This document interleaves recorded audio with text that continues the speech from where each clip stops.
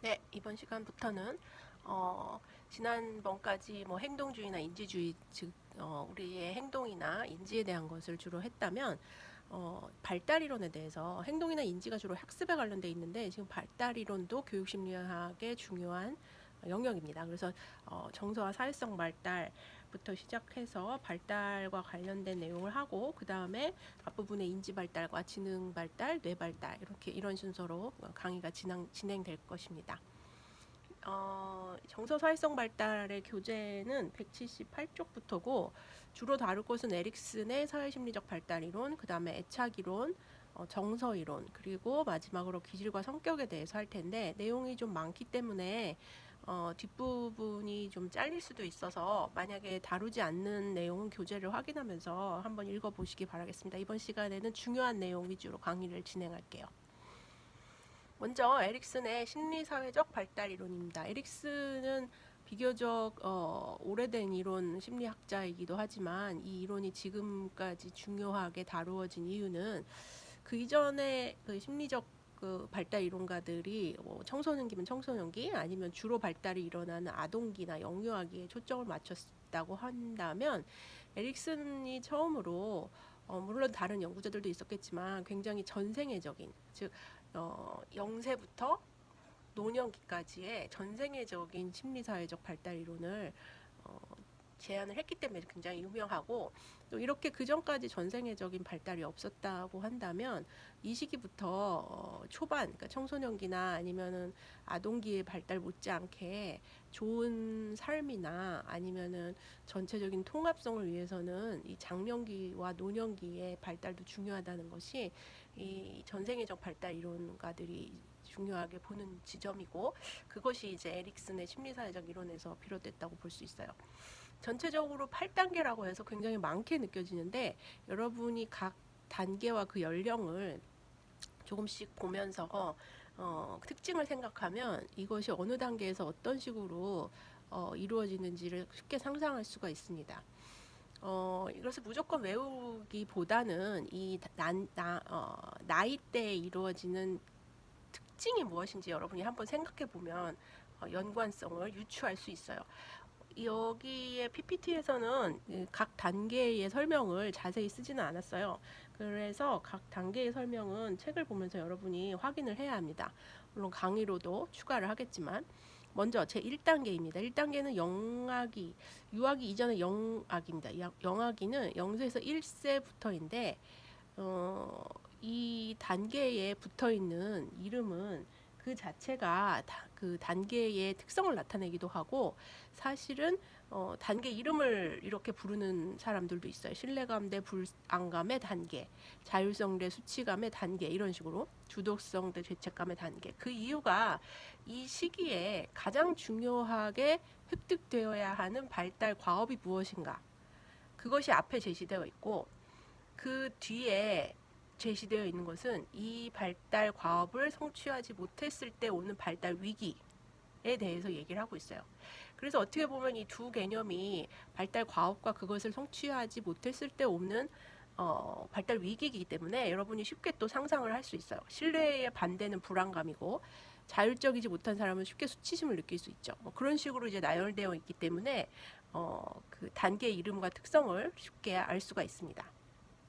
첫 번째 영아기 때에는 기본적으로 부모, 특히 엄마에 대한 신뢰가 중요합니다.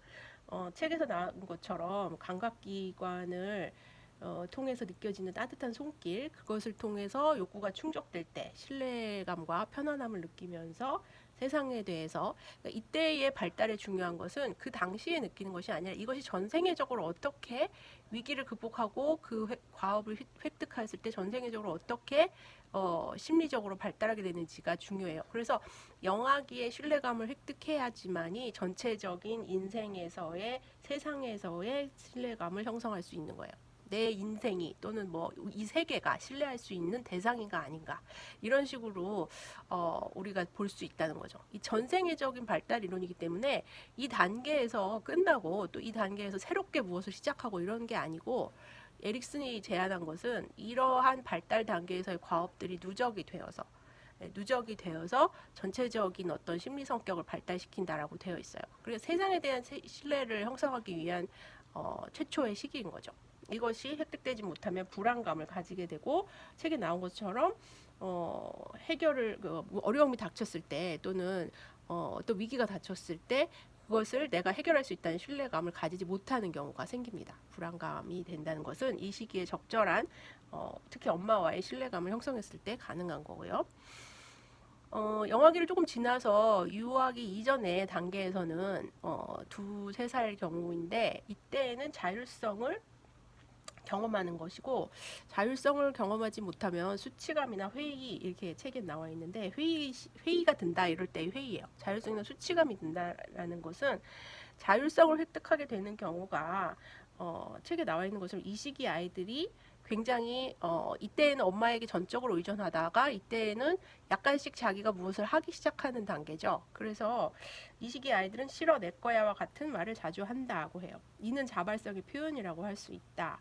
특히 배변 훈련이 시작되면 물론 이 전부터 시작되지만 본격적으로 배변 훈련을 할 때 스스로 배변을 할 수 있다. 그리고 그것을 통제할 수 있다라는 그 자율성을 느끼게 되는 것이 중요하고 엄마가 지나치게 간섭한다거나 배변 실수를 했을 때 굉장히 윽박지르게 되면 그것이 수치감으로 연결된다는 얘기를 해요. 그 경우에는 배변 훈련뿐만 아니라 이 시기에 혼자서 밥을 먹는다든지 혼자서 세수를 한다든지 무엇이든 혼자서 하려고 하는 단계이기 때문에 이 단계에서 그러한 자발적인 시도를 지지해주고 좀 탐색하게 놔둬야지 그것을 뭐 지나치게 엄마가 해준다든지 아니면 못했을 경우에 지적을 한다든지 이럴 경우에는 충분한 자율성이 자라나지 못하게 되는 것입니다.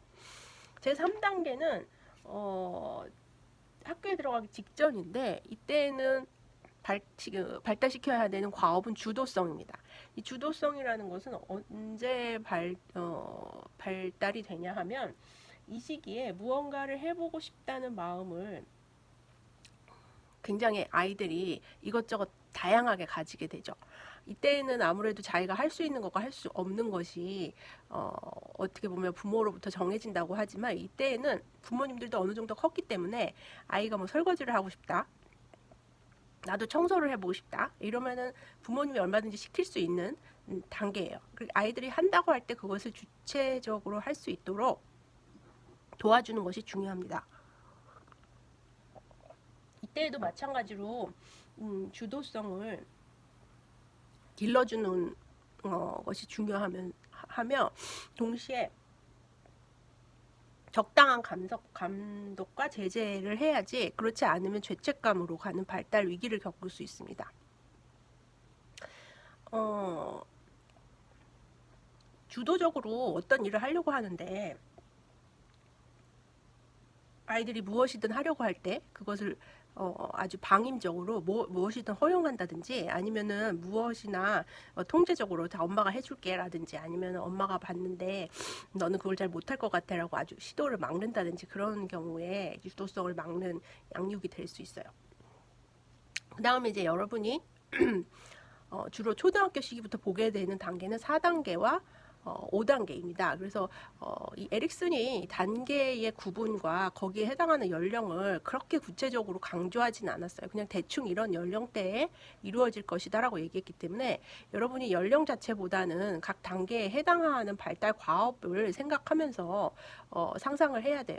물론 이 순서는 달라지지 않으면 이를테면 4단계가 3단계 위에 먼저 오고 보다 먼저 오고 뭐 그런 식으로 바뀌지는 않지만 연령이 반드시 뭐 여기서 3단계에는 5살이 끝난다든지 아니면은 4단계가 뭐 13살이 없다든지 이런 식으로 보지는 않았으면 좋겠어요. 그러니까 연령은 조금 유연하게 오지만 이 단계별로 획득돼야 되는 발달 과업이 언제 일어나는가를 중심으로 여러분이 에릭슨의 발달 단계를 구별을 하면 좋겠어요.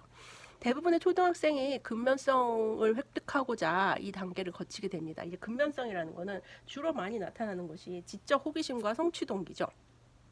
왜 그러냐면 학교에서 주로 일어나는 일들이 배움이랑 그다음에 상대적으로 자기가 뭔가를 잘하는 것에 대해서 열심히 노력하는 그런 행동을 보입니다. 그렇다면 이때에 그 근면성을 발휘할 수 있도록 부모나 교사가 지지를 해주지 않으면 자신은 무엇을 못한다고 생각하는 열등감을 느끼게 되겠죠.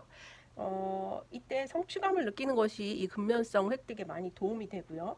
학교라는 체제 속에서 학습 활동이 이 아이의 성취 동기, 성취욕 또는 뭐 그러한 어떤 과업에 대한 성공 이런 경험을 길러줄 수 있는 좋은 기회라고 할 수 있겠어요. 특히 학업에서 여러분 많이 보시겠지만 학업에서 그 적절한 성취 경험을 하지 않으면 많은 학생들이 열등감에 빠져서 학습 결과가 뭐랄까 만족스럽지 못할 때 특히 학업 부진으로 가게 되는 지름길이기도 하기 때문에 이 시기에 자신에게 맞는 학업의 성취 경험을 주는 것이 굉장히 중요합니다. 그 다음에 에릭슨이 특히 강조를 둔 것이 이 청소년 연기였어요. 이 청소년 연기에 왜 강조를 뒀냐면 에릭슨의 경우 여러분이 다른 부분에서도 이름을 듣게 되는데 이 학자는 원래 정체감이라는 것에 굉장히 관심이 있었습니다. 아이덴티티라고 하는 나는 누구인가라는 그 느낌이 정체감인데 그 연구를 하다 보니 그 연구가 그 핵심으로 하는 것이 그 나는 누구인가 하는 나는 어떤 사람이고 어떤 역할을 하면서 내 안에 통합적인 어떤 자아는 무엇인가라는 것은 이 시기부터 굉장히 끝까지 가는 그 통합성의 느낌이 굉장히 이후의 발달에 중요한 영향을 줍니다. 여기 마지막 단계도 통합성이라고 나와 있잖아요. 그래서 이 시기의 정체감이 상당히 중요하고 이 시부터 발달을 하는데 자아 정체감이 적절하게 획득되지 않으면 정체감 혼란이 오고 정체감 혼란이 오게 되면 굉장히 자기에 대해서 분열되고 그다음에 방황하게 되고 역할이 혼란한다든지 아니면은 자신의 직업의 역할 또는 성 역할 또 내지는 자신의 어떤 사회적인 역할 이런 것들이 굉장히 혼란스러워지고 어떻게 살아야 되는지에 대해서 갈등적인 모습을 보이게 돼요. 그래서 굉장히 삶에 대해서 고민이 많고 그것이 정체감의 형성 전에 오고 이 시기에 형성이 되면 괜찮은데 계속적으로 이어지면 자신이 누구인가에 대한 고민을 계속하게 되면 이것이 어떤 직업이나 결혼이나 아니면 진로에 대해서 계속 유예시키는 경향이 생기게 되죠. 그러면 다음 단계로 이행하는데 별로 도움이 되지 않을 거예요. 그래서 청소년기의 중요한 발달 과업이 정체감 획득이고 그것을 획득하지 못했을 땐 정체성 혼란이 온다. 이렇게 에릭슨은 보았습니다. 그런데 여기서 중요한 거는 제5단계가 청소년 단계, 즉 정체감 획득의 단계라고 하지만 정체성 연구자들이 많은 연구를 통해서 정체성은 이 시기에 청년기까지도 이루어진다고 많이 얘기를 해요. 그 이유가 예전에는 이 에릭슨이 연구하던 시절에는 청소년기가 아동 청소년기가 현재보다 굉장히 짧았어요. 빨리 청소년들이 성인이 된다고 생각을 했죠. 근데 지금은 어때요? 학업 기간도 늘어나고 또 직업을 획득하는 것이나 아니면 결혼 연령도 늦어졌기 때문에 그런 직업이나 결혼과 같이 성인에게 필요한 과업을 하기까지는 청소년기가 상당히 길다고 할 수 있어요. 청소년기가 상당히 길어지기 때문에 그것이 끝날 때까지 정체감 형성이 이루어질 수밖에 없고 그것이 어느 정도까지는 청년기와 중복돼서 그러니까 약간 겹치는 부분으로 이루어질 수 있다 그러죠. 그래서 지금 청년기에서 자아 정체감 연구하는 경우도 굉장히 많습니다. 즉 대학생의 자아 정체감이라든지 아니면은 대학 졸업 이후에도 이러한 청소년기의 고민, 정체 혼란을 겪는 학생들도 있다고 많이 연구들이 얘기를 하죠. 청년기의 중요한 발달 과제는 친밀함입니다. 이때는 자신에게 중요한 사람들, 그러니까 즉 배우자나 부모나 동료들, 다른 성인들과 어느 정도 친밀함을 유지하느냐가 굉장히 중요한 요인이고 이것이 이루어지지 못했을 때 고립감을 느끼게 되는 그런 발달 위기를 겪게 되죠. 장년기에는 사실은 이 청년기부터 이어지는 이 친밀감을 바탕으로 한 가족이나 아니면은 직장 동료를 통해서 어떤 가족의 경우에는 뭐 자녀를 생산하고 직장 동료의 경우에는 공동의 어떤 그 직업적인 프로덕트를 생산할 수 있죠. 이런저런 사회에 기여할 수 있는 생산물을 만들어내는 것이 이 7단계의 핵심이에요. 장년기를 통해서 이제 적절한 생산을 하지 못하면 침체된 삶을 보내게 되고 이 또한 발달적 정체를 면치 못한다 이렇게 나오고 있죠. 노년기의 단계는 이 에릭슨이 전체적인 발달 단계를 얘기하면서 이렇게까지 통합적으로 제시를 한 경우가 없어서 유명해지긴 했지만 사실은 이 단계의 발달 과업이나 그것을 획득하지 못했을 때의 어떤 발달 위기에 대해서는 상당히 상대적으로 이런 정체감 연구에 비해서는 좀 덜한 경향이 있어요. 그리고 통합성 같은 경우에는 어떤 경우를 통합성으로 우리가 받아들여야 될 것인지도 굉장히 모호하죠. 책에는 인생을 인정하고 받아들여서 인생에 대한 통찰과 관조로 자신의 유한성을 인정하고 죽음까지도 수용하는 것을 의미한다 이렇게 나왔어요. 인생을 인정하고 인생에 대한 통찰적 관점 또는 뭐 자신의 전체적인 유한성을 인정한다라는 것이 어떤 식으로 자아와 통합되는 것일까? 이거에 대해서는 조금 더 많은 연구가 필요하고 현 단계에서 여러분들이 간단하게 이해하기는 좀 어려운 면이 있습니다. 두 번째는 애착 이론입니다. 애착 이론은 보통 여러분이 생각하는 그 관계 애착이 좀 많아요. 관계 애착이라고 하는 거는 어떤 사람과 맺는 굉장히 특히 가까운 사람하고 맺는 그 관계의 유형 같은 건데 유형이라고 얘기하면 어떤 유형 이런 것들로 나뉠 수 있듯이 물론 초기 애착 연구자들이 부모와의 애착이 뭐 이를테면 해피 애착이다 안정 애착이다 이런 식으로 연구해서 유형을 나눈 것이 조금 더 대부분인데 기본적인 예로는 기본적인 정의는 이 감정적인 유대 관계이기 때문에 내가 누구와 가까이 있으면서 느끼는 어떤 사랑에 가까운 감정이에요. 근데 이 사랑이 그 로맨틱 관계가 아니라 이 사람이 나와 가까운 사람, 더 정확히 말하면 나와 가까우면서도 나를 지켜줄 사람. 그래서 자기에 대해서 전적으로 신뢰하고 또 자기도 이 사람을 전적으로 신뢰할 수 있다는 믿음이에요. 이게 왜 중요하냐면 우리가 어쩔 수 없이 별로 가깝지 않은 사람도 만나게 되고 사회적으로 어떤 역할을 수행하다 보면은 친한 사람과 친하지 않은 사람 그리고 새로 만나는 사람이 항상 생기죠. 근데 나랑 친한 사람은 나와 오래된 경험이 있기 때문에 그것을 내가 신뢰된 관계로 받아들일 그런 경험적인 그 히스토리가 있어요.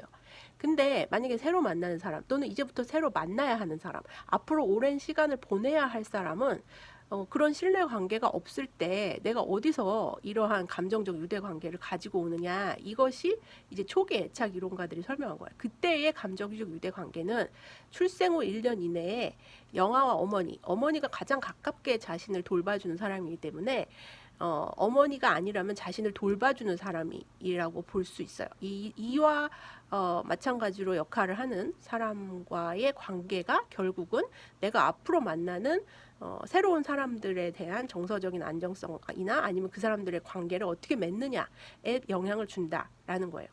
그러니까 이를테면 출생 후 1년 이내에 엄마와 맺은 관계의 유형이 그러니까 즉 감정적인 유대 관계가 신뢰롭고 좋은 것이었다면 내가 만약에 뭐 초등학교에 들어가서 선생님을 만났다, 뭐 중학교에 가서 새로운 친구를 사귀게 되었다, 대학교에 가서 남자친구나 여자친구를 만나게 되었다라고 하는 그 새로운 대인 관계에서 어떤 식으로 그와의 관계를 맺게 되는지가 이때에 형성된 애착의 패턴에 영향을 받는다는 거죠.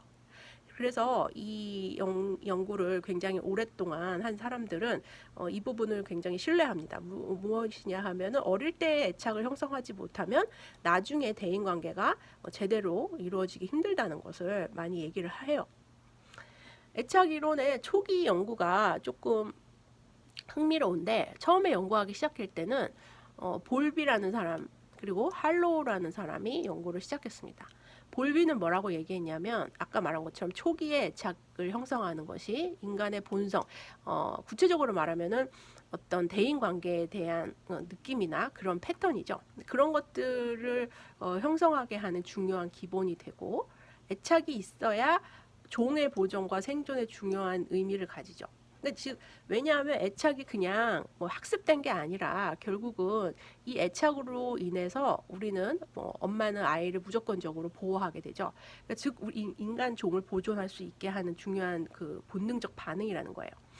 이런 것들이 나에게 내적 표상으로 다가올 때, 그러니까 이 말은 뭐냐면 본능적 반응의 결과이지만 이것이 계속 시간이 지나면서 나의 내면에 그러니까 내면에 뭘로 형성되냐면 어떤 애착 유형으로 그것을 내적 표상이라고 해서 어떤 애착 유형으로 형성이 돼요.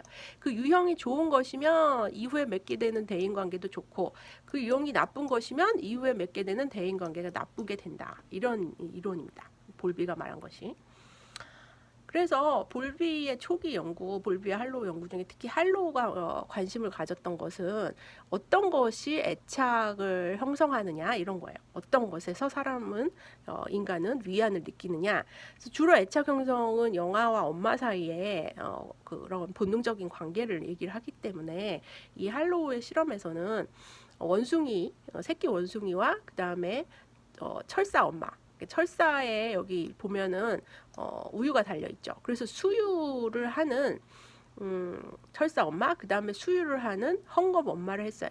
근데 나중에 보면 수유가 없어도 여기는 수유통이 없잖아요. 우유통이. 근데 우유통이 없어도 새끼 원숭이가 이 헝겊 엄마에게 더 애착을 느낀다라는 것이 발견이 됐죠.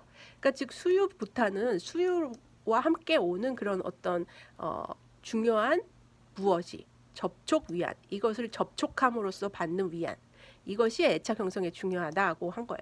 처음에는 엄마와의 애착 형성이 왜 이루어지느냐, 엄마가 수유를 하기 때문이다, 엄마가 먹을 것을 주기 때문이다, 이런 생각을 했겠죠. 근데 할로우가 단지 먹을 것을 주는 것만으로는 애착 형성이 안 되고 접촉 위안이 중요하다고 말하는 것이 이제 최초입니다. 볼비 같은 경우에는 그래서 이 원숭이 실험이 아닌 그야말로 이제 아기들을 데리고 영유아를 데리고 실험을 했는데 볼비의 경우에 애착 발달의 단계를 설명을 했어요. 볼비가 말한 애착 발달 단계는 이 단계를 통해서 아기들이 성숙해지고 인지적으로 발달하면서 사회적인 경험을 하게 된다 이렇게 얘기를 합니다.